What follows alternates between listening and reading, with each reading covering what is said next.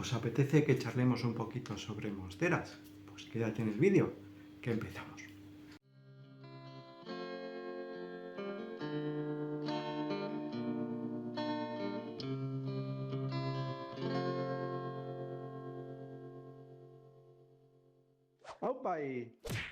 ¡Aupa! Yo soy Juanchu, de Juanchu Aquater, y en el vídeo de hoy vamos a hablar de monsteras.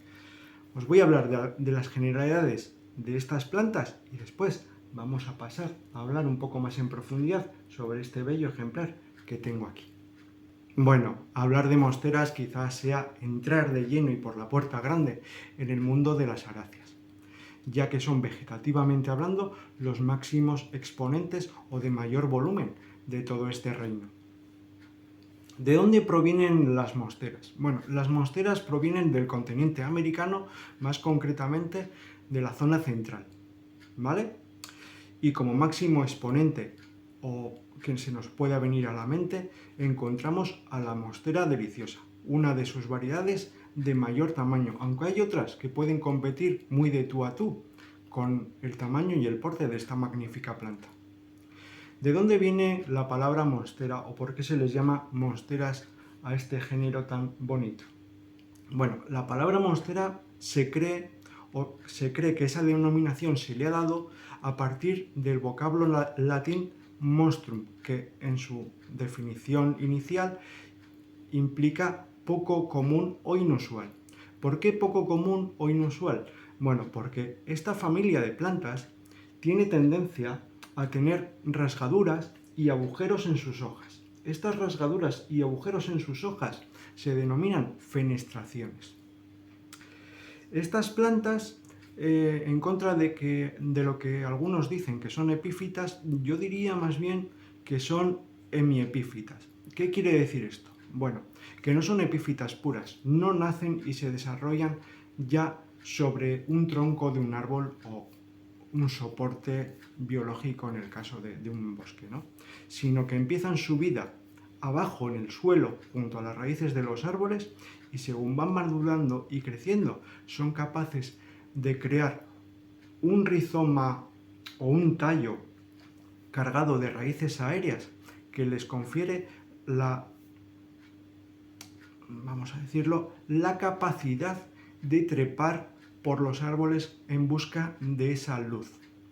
También he de decir que los suelos tropicales, a pesar de lo que se pueda creer, son un poco pobres en lo que son nutrientes. Entonces, estas plantas aprovechan y dicen, vamos a crecer sobre un soporte, en este caso generalmente los árboles, y vamos a aprovecharnos de esa luminosidad y de esos nutrientes que se pueden albergar también en los musgos y otras pequeñas epífitas que tapizan esos troncos, ¿no?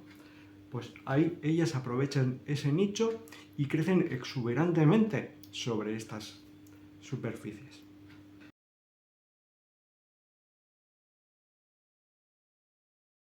Bueno, en el vídeo de hoy vamos a hablar un poco más específicamente sobre esta planta de aquí. Bueno, ya habéis visto el título del vídeo y sabéis de qué planta estamos hablando. Se trata de la monstera oblicua forma peruana, o peruform, ¿vale? Me gusta decirlo forma peruana ya que estoy haciendo un vídeo en español y vamos a intentar utilizar palabras que todos podamos entender. Este género o esta plantita en concreto, no esta sino sus antecesoras, fue descubierta o datada sobre los años 1970-1972 por un botánico holandés y después fue llevada principalmente, o se cree principalmente, a los jardines botánicos franceses.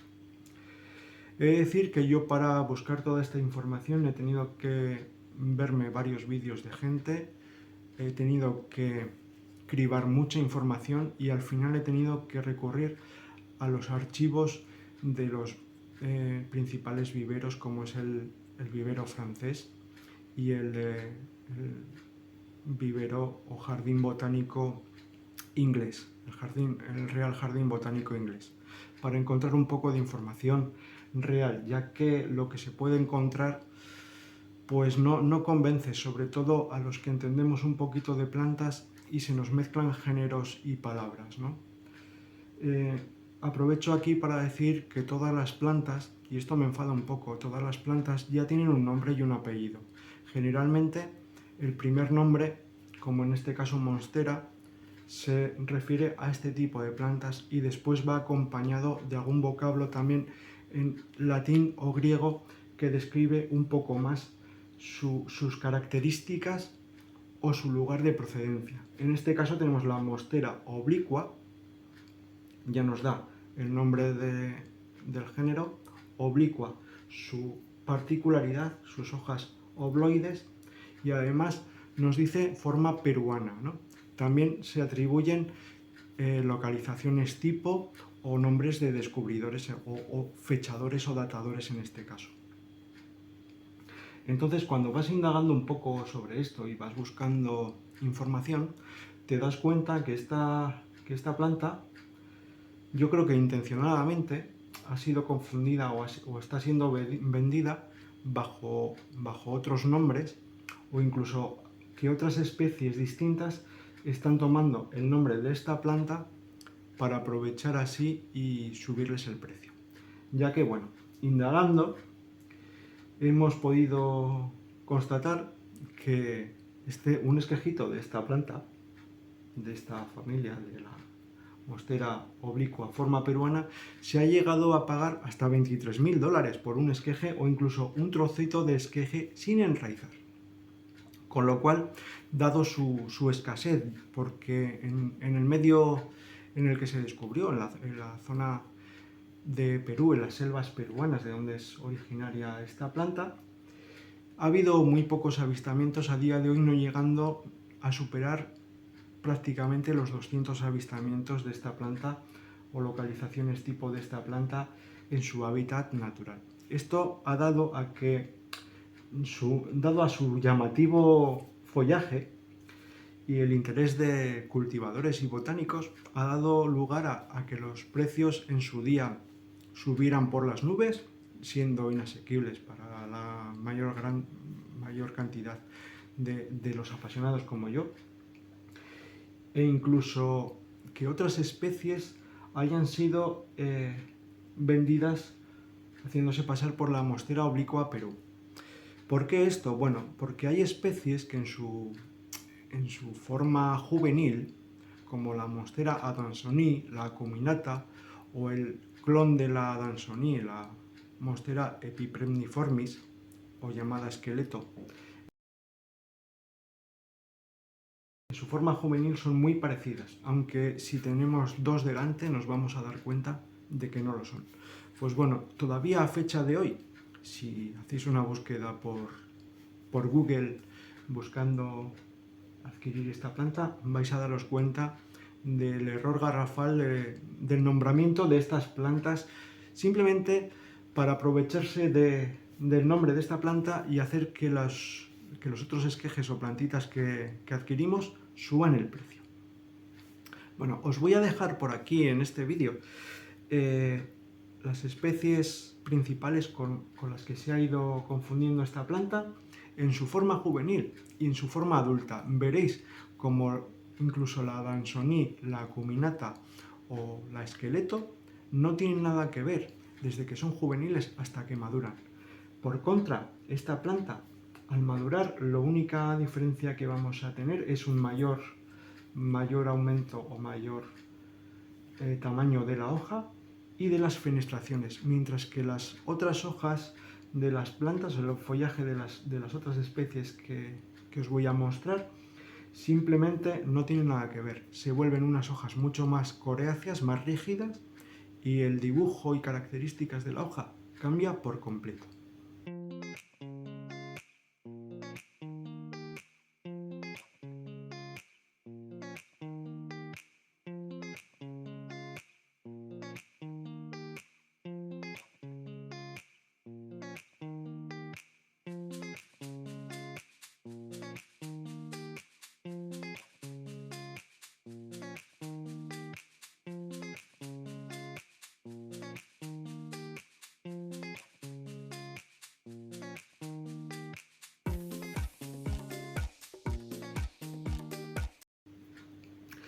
Vamos a hablar un poquito más sobre esta planta.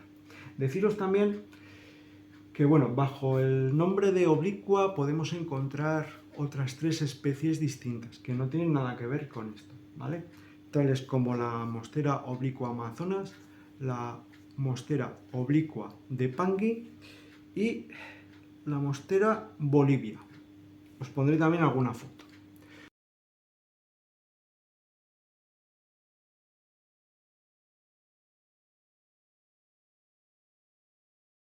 También deciros que esta planta se llama o la denominan Monstera oblicua, forma peruana, pero que no se puede confundir o no debemos confundir con la Monstera oblicua Perú.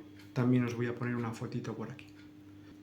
Ahora bien, he comprado esta plantita. Yo os voy a dejar por aquí donde la he adquirido. He de deciros que es una planta que, como es una planta de coleccionismo, tiene un precio un poquito más elevado de lo normal, pero no sigue la línea tan ascendente que tuvo hace unos años, y yo creo que siendo el unicornio botánico que es, yo creo que sigue siendo bastante asequible para cualquier bolsillo, ¿no? Esta planta en concreto la he adquirido a través de mi buen amigo Alejandro Ríos Martín de Little Tree Design Biotops. Os dejo por aquí escrito también el nombre de su página web por si queréis hacerle alguna preguntita más o si os interesa este bicho raro que tengo aquí. Bueno, pues una vez adquirido, ¿cómo lo distingo yo del resto de variedades que he nombrado antes, dado que esto también es un espécimen juvenil? Bueno, si tuviéramos dos delante, por ejemplo, una acuminata o una Dansonii, veríamos que las fenestraciones que presentan estas dos variedades no tienen nada que ver con esta.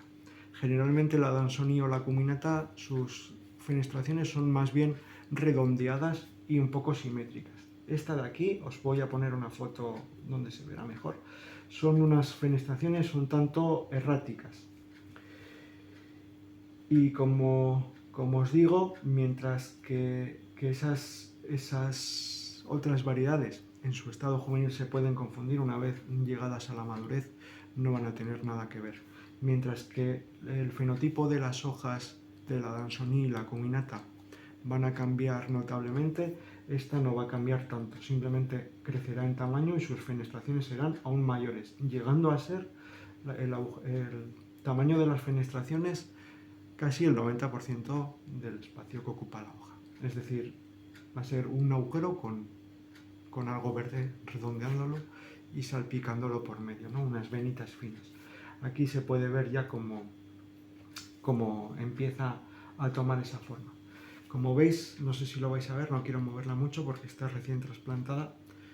El nacimiento de estas hojas son unas hojas enrolladas que se van a ir desplegando y van a quedar expuestas a la luz.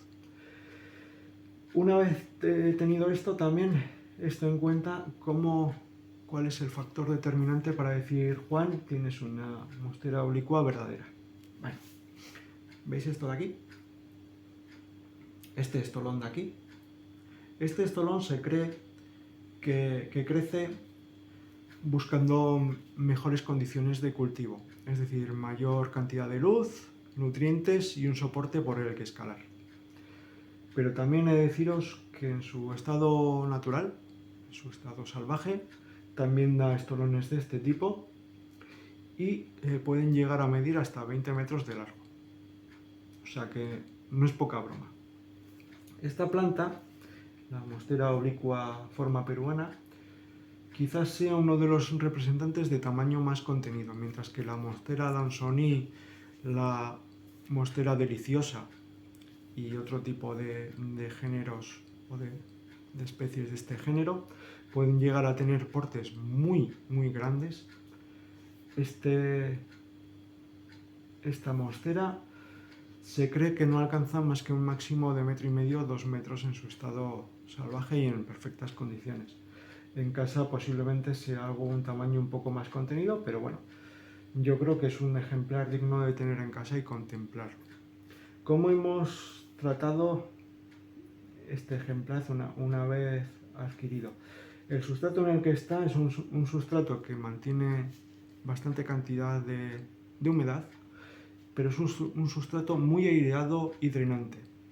Este tipo de plantas les gusta tener una cierta cantidad de humedad en el sustrato, pero que a su vez sea bastante permeable, es decir, que no se encharque nunca. Como veis, para el cultivo de esta planta he optado por ponerle un tutor de musgo esfagno.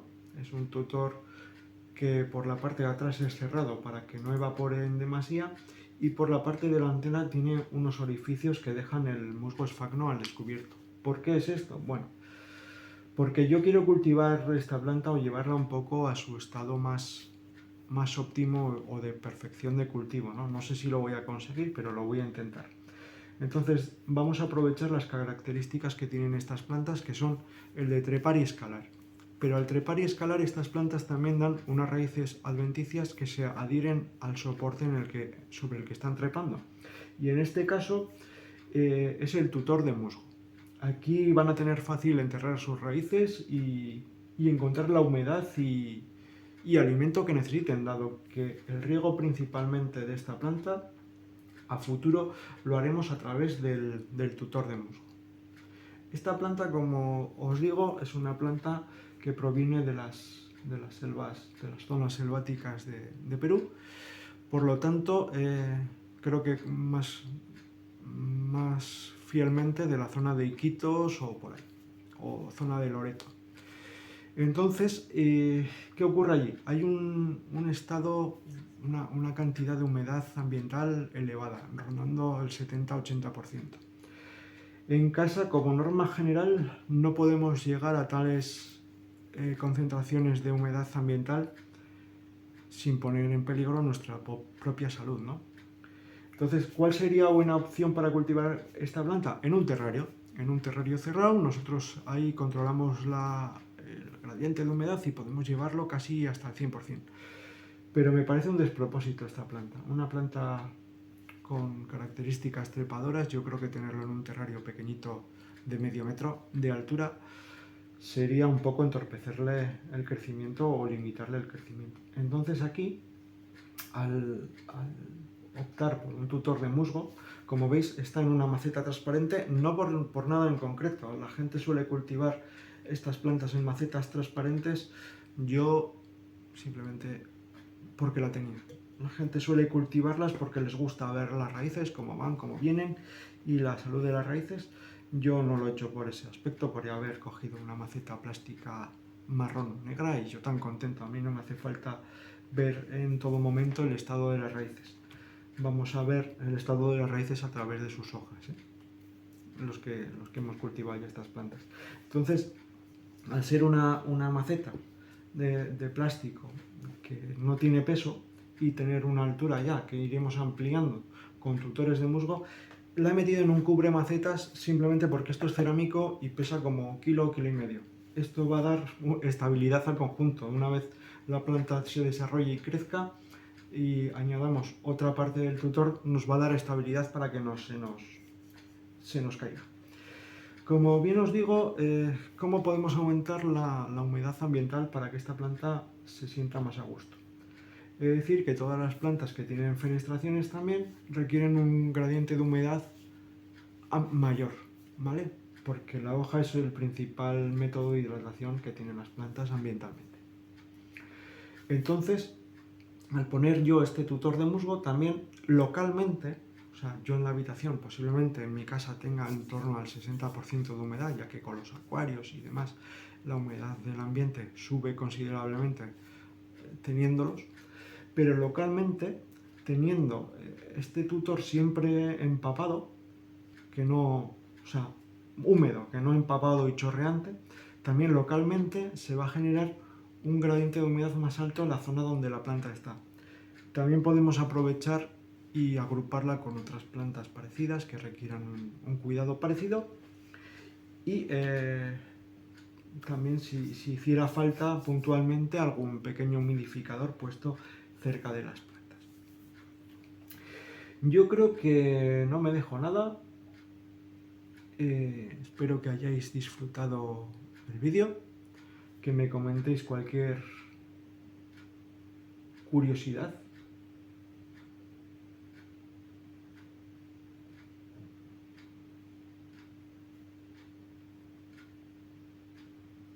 Bueno, creo que no me quedo nada por contaros, excepto que si adquirís esta planta, ya os viene con este estoloncito de aquí. Tener por seguro que es una mostera oblicua forma peruana, ya que es la única especie que nos da esa característica. Pues como os digo, creo que no me dejo nada en el tintero. Espero hayáis disfrutado este vídeo.